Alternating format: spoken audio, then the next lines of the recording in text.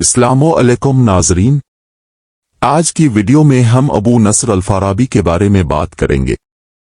अबू नस्र अल-फ़ाराबी, जिसे अल-फ़ाराबी अल-फ़ाराबीस के नाम से भी जाना जाता है, एक मुमताज़ फ़लसफ़ी, सियासी नज़रियादान और साइंसदान थे जो 9 और 10 सदी के दौरान मौजूदा रहे। वो काज़ाकिस्तान के एक शहर फ़ाराब में 872 ईस्वी में पैदा हुए और अपने वक्त के अहम तरीन इस्लामी फ़लसफ़ियों और स्कॉलरों में शुमार होते हैं। अल-फ़ाराबी के कामों में फ़लसफ़ा, मंतिक, सियासियात, अखलाकियात, समाजियात और मौसीकी के नज़रिया समेत मुताला के मुख्तलिफ शुबों का अहाता किया गया है।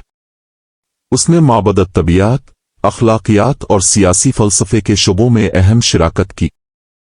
अल-फ़ाराबी की सबसे काबिल ज़िक्र कामों में से एक ही फ़जीलत वाला शहर अल-मदीना अल-फ़ादिला है, जिसमें इसने एक मिसाली मुआशरे के बारे में अपना विजन पेश किया है।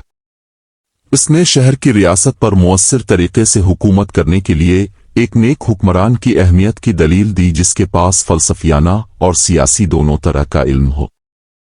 अल-फ़ाराबी ने फ़लसफ़ी बादशाह के तसव्वुर पर जोर दिया जो एक मुनसिफाना और हम आहन मुआशरे की तश्कील के लिए फ़िक्री खूबियों को अमली हिकमत के साथ जोड़ता है।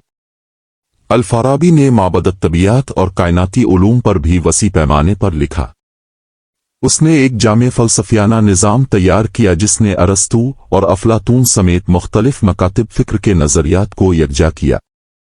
इसके माबाद अल-तबियाती नज़रियात ने वजूद, इल्म और खुदा और दुनिया के दरमियान ताल्लुक़ की नौइयत को दरियाफ्त किया।